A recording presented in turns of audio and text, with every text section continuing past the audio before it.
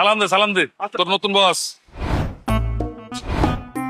এখন থেকে তুই তার আন্ডারে কাজ করবি, ঠিক আছে? যদি সে তোর নামে কোনো রিপোর্ট দেয় তাহলে কিন্তু চাকরি ফিনিশ।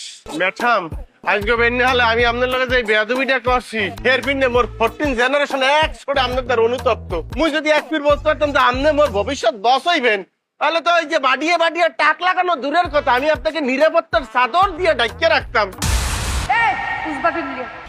এদিকে এমন সোপার মার মতোর কান ফাটাই ফেলাম ওইদিকে। ওকে আপনি আমার কান পাশে গিয়ে সুপার মেরি আমার কান ফাটাইবেন কিরপিন না? অলিম্পিকের মাঠ পাইছো তুই যে এই বাইল দৌড় দিছ, তুই যে আমার টিফিন দিয়ে ফাটলাই দিছ, দুপুরবেলা খামো না তুমি।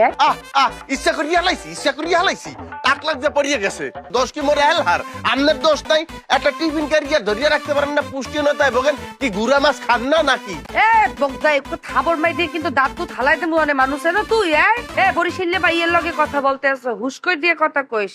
আমার পুষ্টির অভাব তো তাকেলের অভাব, তোর যে মাথায় সমস্যা, তোর বন্ধু বান্ধব আত্মীয় স্বজন পরিবারের মানুষজন জানে তো। উনি বরিশাল্লা মাইয়া মুই আইছি কমে দিয়া আসমান দিয়া পড়ছি না কেলাকা সিরিয়া বাইরেছি মুই। এই মোর 14 জেনারেশন বরিশাল। মগে বেলার টেস্ট করলে এ পজিটিভ বি পজিটিভ বাইরে না, বাইরে হইলো বরিশাল পজিটিভ। ভদ্র পরিবার দেখতে এখন আপনাকে কিছু বললাম না, কারণ আমরা আবার মাইয়া মানুষের গায়ে হাত তুলি নিয়া। কি কইলি তুই পিজিয়াবি? তুই পিজিয়া ভিতরে এমন কেন দিমু, তোর আত এমন জায়গায় দিমু আত আর খুঁজে পাবি না। হালার পো হালা। এই নুরু, এই বেটা, ঠিক আছে, সালাম দে তোর নতুন বস। এখন থেকে তুই তার আন্ডারে কাজ করবি, ঠিক আছে? যদি সে তোর নামে কোনো রিপোর্ট দেয় তাহলে কিন্তু চাকরি ফিনিশ।